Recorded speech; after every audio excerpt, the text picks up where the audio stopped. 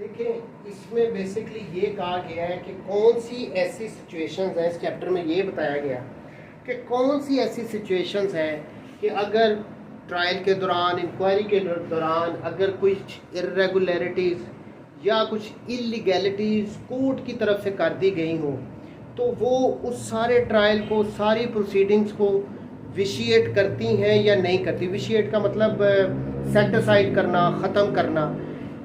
इसमें 529 में पहले सेक्शन में ये बताया गया कि कौन सी ऐसी इरेगुलरिटीज़ हैं जो कि ट्रायल को, उस प्रोसीडिंग्स को विशिएट ख़त्म नहीं करती। कोर्ट कहती है, यहाँ पे कानून ये कह रहा है कि ठीक है जी, ये कर लिया, लेकिन इससे प्रोसीडिंग्स ख़त्म नहीं होगी, इसका उस पर कोई इफ़ेक्ट नहीं पड़ेगा। देखें, पावर नहीं है मैजिस्ट्रेट के पास। ये 529 और 530 ये दोनों मैजिस्ट्रेट से रिलेटेड है। इसमें कह रहे हैं 529, if any magistrate not empowered by law, यानी कानून ने उसको पावर नहीं दी लेकिन उसने यूज़ कर ली है। If any magistrate not empowered by law to do any of the following things namely, अब ये नीचे उन्होंने 9 चीज़ों की लिस्ट बता दी है कि इनसे रिलेटेड अगर एक मैजिस्ट्रेट है, उसके पास कोई पावर नहीं है लेकिन उसने ये काम कर दी है, तो क्या इससे ट्रायल या प्रोसीडिंग्स विशिएट होंगी? ये सेक्शन कह रहा है कि नहीं। इन 9 चीज़ों से रिलेटेड अगर उसने कर भी दी हैं, उसका ट्रायल पे, प्रोसीडिंग्स पे कोई इफेक्ट नहीं बनता। ठीक है, पहली कौन सी है? To issue a search warrant under section 98, यानी उसको पावर नहीं थी कि 98 के अंडर वो सर्च वारंट इशू करे, लेकिन मैजिस्ट्रेट ने इशू कर दिया। पहली बात। To order under section 155 the police to investigate an offence, 155 में उसने ये ऑर्डर कर दिया कि भाई इन्वेस्टिगेट करो आप, वो नहीं उसके पास ये पावर थी ये ऑर्डर करने की। देखें, ये एक चार्ट बना लेना, 529 और सेक्शन 530, अब इसमें लिस्ट बताई गई है, इसको आपने याद करना है। ये इन सेक्शन से रिलेटेड जाओ, डिटेल में पढ़ो, जैसे 98 है उसको पढ़ लेना, ये 155 उसको पढ़ लेना। सो जितने भी सेक्शंस बताए गए हैं इनको अपना चार्ट बनाओ और जहन में रखो कि 529 में कौन सी चीज़ें बताई गई हैं जिनसे प्रोसीडिंग्स विशिएट नहीं होती, 530 में कौन सी चीज़ें बताई गई हैं जिनको करने से प्रोसीडिंग्स विशिएट हो जाएंगी। ठीक है, सो बी में ये आ गया। सी में to hold an inquest under section 176, यानी उसने रिपोर्ट मर्ग तैयार कर दी, उसके पास पावर ही नहीं थी। To issue process under section 186 for the apprehension of an offence within the local limits of his jurisdiction who has committed an offence outside section 186 के अंडर उसके पास पावर नहीं थी, किसी दूसरे इलाके में जाकर उसने कोई ऑफेंस कमिट किया, उससे रिलेटेड मैजिस्ट्रेट साहब उठे और उन्होंने उसका प्रोसेस इशू कर दिया। सो इस सिचुएशन में प्रोसीडिंग्स विशिएट नहीं होती।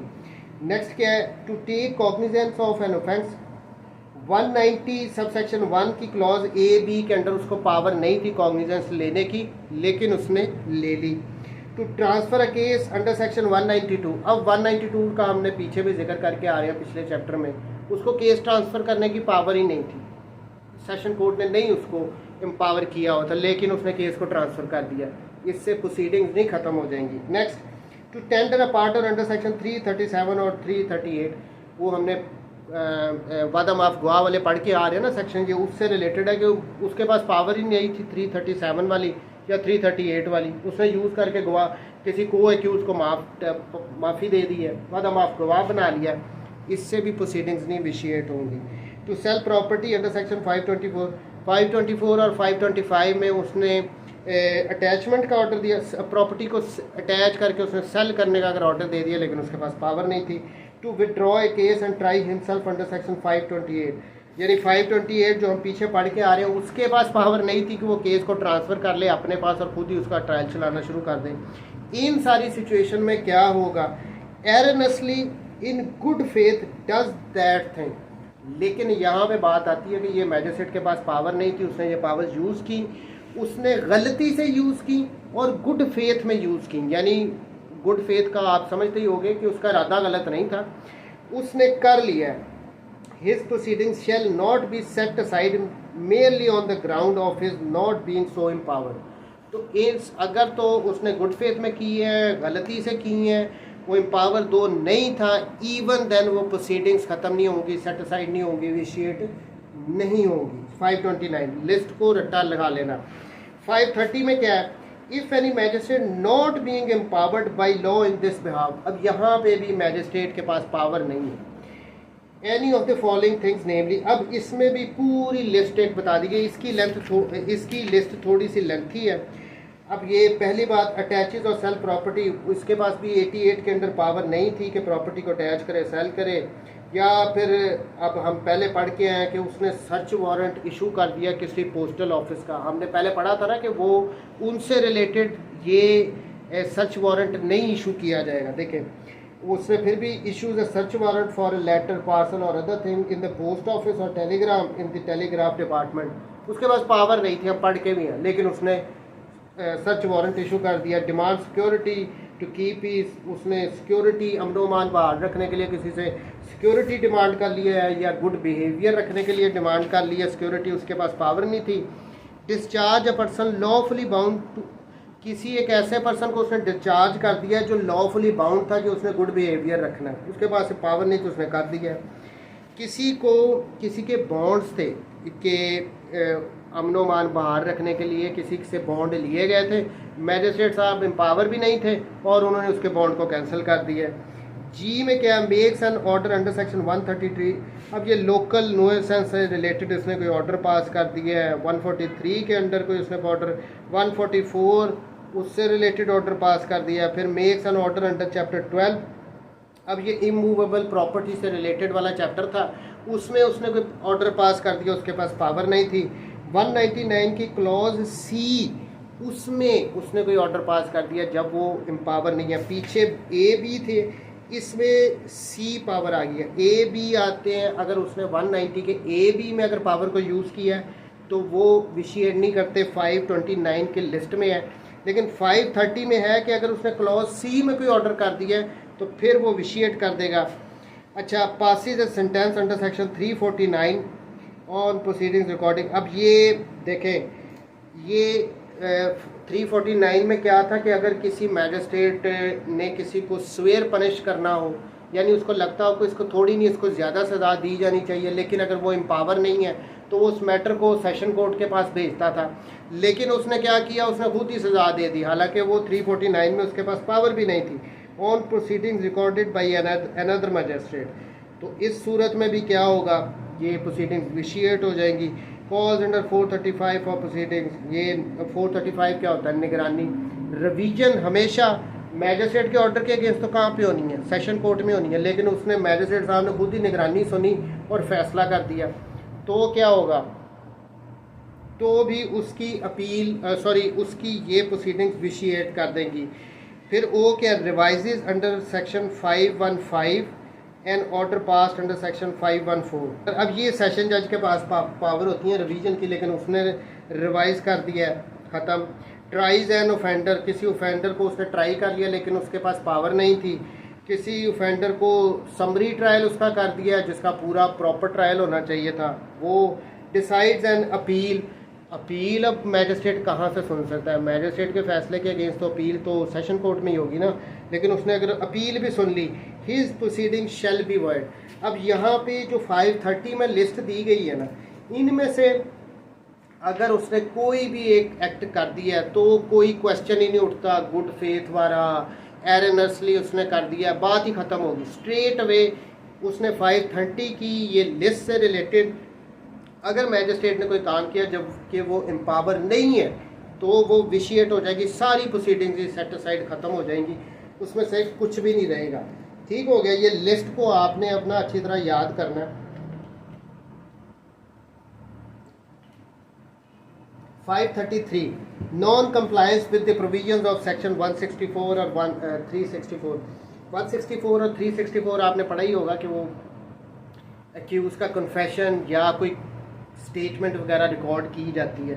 अब यहाँ पे इस सेक्शन में बेसिकली ये कहा गया है कि अगर उसको रिकॉर्ड करने में कुछ इरेगुलरिटीज़ हैं तो उसकी वजह से जो उसका कन्फेशन है या उसने जो स्टेटमेंट दी है ना वो ख़त्म नहीं हो जाएगी, उसको फिर भी माना जाएगा। एक काइंड ऑफ लीगल कवर यहाँ पे दिया गया है कि भाई जो गलतियाँ हो गई हैं उनको क्योर कर लो। बेशक उसने अगर जज साहब ने उसने रिकॉर्ड किसी और लैंग्वेज में स्टेटमेंट करवाई है, जज साहब ने रिकॉर्ड किसी और में कर ली है, तो इस सिचुएशन में या फिर जो नीचे रिक्वायरमेंट थी कि जज साहब अपना मेमोरेंडम देंगे, अपना सर्टिफिकेट देंगे, जज साहब ने वो अपना सर्टिफिकेट नहीं दिया, या सर्टिफिकेट दिया उसके नीचे साइन नहीं किए, यानी इस किस्म की कोई गलती रह गई है उसकी रिकॉर्डिंग में, उस 164 की स्टेटमेंट में, तो वो यहाँ पे कह रहे हैं कि इस वजह से भाई उसको ख़त्म नहीं हम करते, हम स्टिल उसको मान के चलेंगे। देखें, if any court before which a confession or other statement of an accused person recorded or purporting to be recorded under section 164 or section 364 is tendered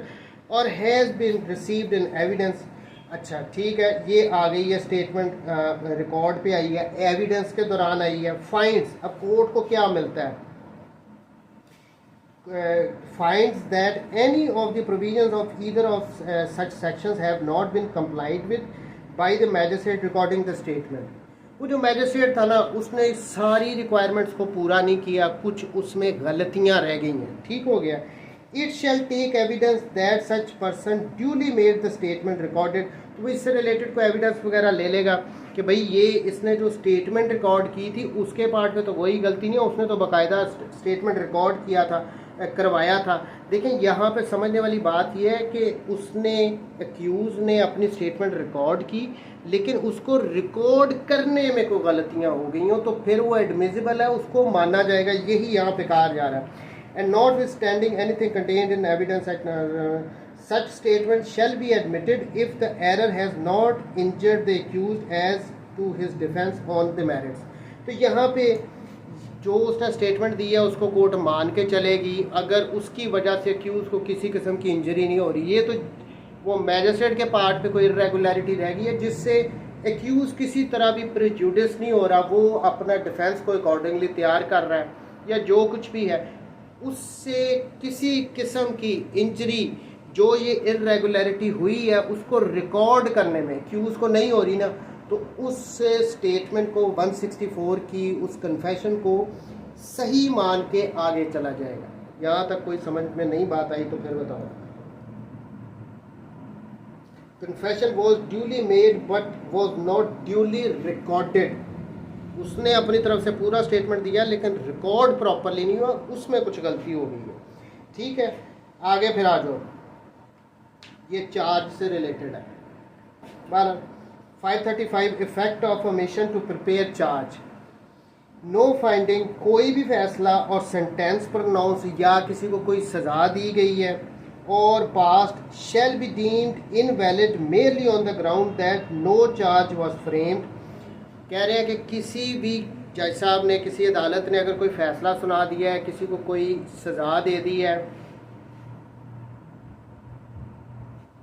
किसी भी जज साहब ने कोई फ़ैसला सुना दिया है, कोई सज़ा दे दी है, तो वो इसी वजह से सिर्फ इनवैलिड वो सारी नहीं हो जाएगी कि वहाँ पे चार्ज फ्रेम नहीं किया गया था। फिर देखें, नो फाइंडिंग और सेंटेंस प्रोनाउंस्ड और past shall be deemed invalid merely on the ground that no charge was framed, कि कोई चार्ज फ्रेम नहीं किया गया था, इस वजह से प्रोसीडिंग्स जो हैं वो इनवैलिड हो गई हैं। ऐसा नहीं होगा।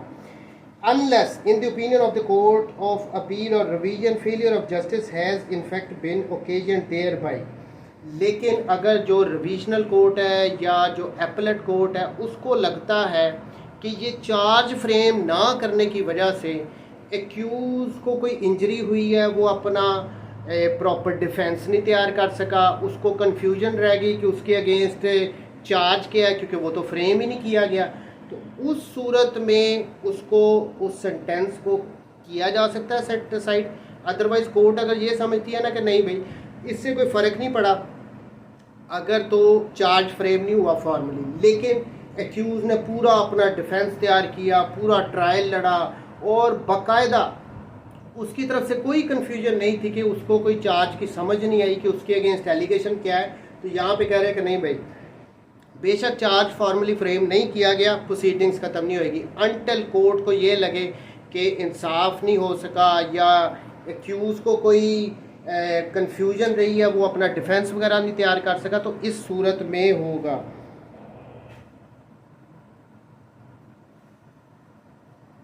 अच्छा, सब सेक्शन 2 इसका क्या कहता है? If the court of appeal और revision thinks that a failure of justice has been occasion by the omission of to frame a charge, it shall order that charge be framed and the trial be recommenced from the point immediately after framing of the charge. अब यहाँ पे subsection 2 में कह रहे हैं कि अगर court को जैसे सबसेक्शन 1 में अगर लगा कि भाई ये चार्ज फ्रेम होना ज़रूरी था, तो उस सूरत में जब कोर्ट ऑर्डर करेगी कि चार्ज दोबारा फ्रेम करो, तो उसी पॉइंट से फिर ट्रायल भी दोबारा रिकमेंस होगा, उसका ट्रायल नए सिरे से दोबारा शुरू होगा। पहला उन्होंने सिंपल कह दिया था कि अगर एक्यूज़ को कोई इंजरी नहीं हो रही चार्ज फ्रेम ना करने की वजह से, तो इस वजह से उस सेंटेंस को, उस फैसले को सेटिस्फाइड नहीं किया जाएगा। लेकिन अगर हो रही है और इंसाफ के लिए ज़रूरी है कि चार्ज फ्रेम किया जाता, तो रिविजनल कोर्ट या अपीलेट कोर्ट उसको रिवर्स भी कर सकती है, फैसले को, सज़ा को ख़त्म कर सकती है और कह सकती है कि उसको चार्ज को दोबारा फ्रेम करो। जैसे ही चार्ज को दोबारा फ्रेम किया जाएगा तो ट्रायल भी दोबारा से उसका शुरू हो जाएगा। 537 finding of sentence when revisable by reasons of error of omission in charge or other proceedings, subject to the provisions therein before contained, no finding or sentence or order passed by a court of competent jurisdiction। कोई भी एक competent court है, अगर उसने कोई finding दी है, कोई फैसला सुनाया है, कोई sentence दी है, किसी को सज़ा दी है, वो court competent थी, shall be reversed or altered under chapter और अपील और रिवीजन। वो कह रहे हैं कि ये जो भी उसने फैसला कर दिया ना कॉम्पिटेंट कोर्ट ने, वो निचली चीज़ों की वजह से ख़त्म नहीं हो जाएगा। नंबर 1 अब वो नंबर 1 वो क्या कह रहे हैं, ए में एनी एरर ओमिशन, कोई एरर हो, कोई गलती हो, कोई ओमिशन हो और इर्रेगुलरिटी इन द कंप्लेंट, या जो कंप्लेंट थी उसमें कोई इर्रेगुलरिटी थी, report of police officer under section 173, summon, warrant, charge, proclamation, ये जो आगे जजमेंट और अदर प्रोसीडिंग्स बिफोर और ड्यूरिंग द ट्रायल और इंक्वायरी और other proceedings under this code, तो इनमें अगर कोई एरर है या कोई ओमिशन है तो उसकी वजह से प्रोसीडिंग्स वो ख़त्म, सज़ा वगैरह ख़त्म नहीं होगी। Number 2 B of any error omission, यहाँ पे भी कोई एरर है या कोई ओमिशन हुआ है या कोई irregularity in the mode of trial, या ट्रायल जो किया गया है उसके मोड में कोई इर्रेगुलरिटी है, including any miss joinder of charge. अब मिस जॉइंडर ऑफ चार्ज का क्या मतलब होता है कि कोई एक चार्ज लगाना ज़रूरी नहीं था लेकिन वो चार्ज भी उस पर लगा दिया गया। किसी ट्रायल के मोड में कोई इर्रेगुलरिटी है या कोई चार्ज नहीं लगाना चाहिए था, वो लगा दिया गया, वो मिस जॉइंडर ऑफ चार्ज है। इस सिचुएशन में भी वो सेंटेंस, वो फैसला ख़त्म कोर्ट नहीं करेगी unless such error, omission, irregularity has in fact occasioned a failure of justice। अगर कोर्ट को ये लगे कि भाई ये सारे काम करने की वजह से एंड्स ऑफ जस्टिस यानी पूरा इंसाफ नहीं हुआ, तो यहाँ पे किया जा सकता है, अदरवाइज़ इन सारी बातों की वजह से नहीं ख़त्म किया जाएगा किसी भी सज़ा को, किसी भी फैसले को। अच्छा, एक्सप्लेनेशन क्या कह रहे हैं, इन डिटर्मिनिंग वेदर एनी ओमिशन और irregularity in any proceedings under this code has occasioned a failure of justice। वो कह रहे हैं कि जो हम बार बार failure of justice की बात कर रहे हैं ना, अब उसी से रिलेटेड कह रहे हैं कि इसको डिटरमिन करने के लिए हमें क्या करना चाहिए।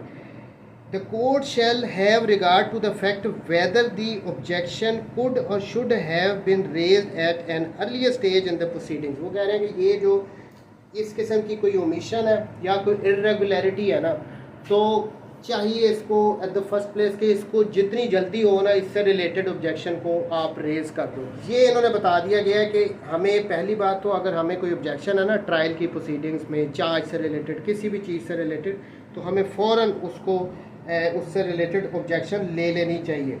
538 attachment not illegal person making same not trespasser for the defect और want of form in proceeding. No attachment, वो कह रहे हैं कि अगर कोई अटैचमेंट की गई है मेड अंडर दिस कोड, यानी इस कोड के अकॉर्डिंगली अगर कोई अटैचमेंट की गई है, शैल बी डीम्ड अनलॉफुल, वो अनलॉफुल नहीं होगी। Nor shall any person making the same be deemed to a trespasser. और वो ये है कि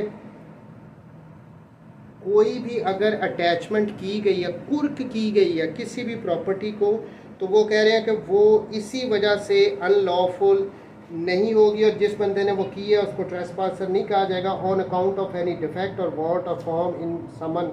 अगर तो उससे रिलेटेड कोई समन, कोई कन्विक्शन और अटैचमेंट की प्रोसीडिंग्स में अगर कोई इर्रेगुलरिटी है ना, तो उस वजह से वो अटैचमेंट इलीगल नहीं हो जाएगी।